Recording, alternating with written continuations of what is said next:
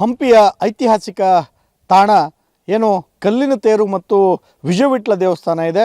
ವಿಜಯವಿಟ್ಲ ದೇವಸ್ಥಾನಕ್ಕೆ ಹೋಗ್ತಕ್ಕಂತಹ ಪ್ರವಾಸಿಗರಿಗೆ ಧೂಳಿನ ಸ್ವಾಗತ ಮಾಡ್ತಾ ಇದೆ ಈ ರಸ್ತೆ. ಗಮನಿಸಬಹುದು, ವಿಜಯನಗರ ಜಿಲ್ಲೆಯ ಹೊಸಪೇಟೆಯ ಐತಿಹಾಸಿಕ ಹಂಪಿಯ ಬಳಿ ಇರ್ತಕ್ಕಂತಹ ವಿಜಯವಿಟ್ಲ ದೇವಸ್ಥಾನದಲ್ಲಿ ಇವತ್ತು ಅತ್ಯಂತ ಅದ್ಭುತವಾಗಿರ್ತಕ್ಕಂತಹ ಕಲ್ಲಿನ ತೇರು, ಅದರ ಜೊತೆಗೆ ಸಪ್ತಸ್ವರ ಮಂಟಪಗಳು, ಹಾಗೇನೆ ಹಿಂದೆ ಪುರಂದರ ಮಂಟಪ, ಅಲ್ಲಿಂದನೇ ಅಂಜನಾದ್ರಿಯನ್ನು ಕೂಡ ನೋಡ್ತಕ್ಕಂತಹ ಸೌಭಾಗ್ಯ ಇದೆ.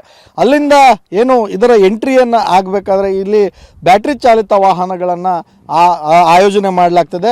ಗಮನಿಸ್ಬೋದು, ಬ್ಯಾಟ್ರಿ ಚಾಲಿತ ವಾಹನಗಳು ಇವತ್ತು ಈ ಭಾಗದಲ್ಲಿ ಸಂಚಾರ ಮಾಡ್ತವೆ, ಬೇರೆ ವಾಹನಗಳು ಸಂಚಾರ ಮಾಡದೇ ಇರತಕ್ಕಂಥದ್ದು.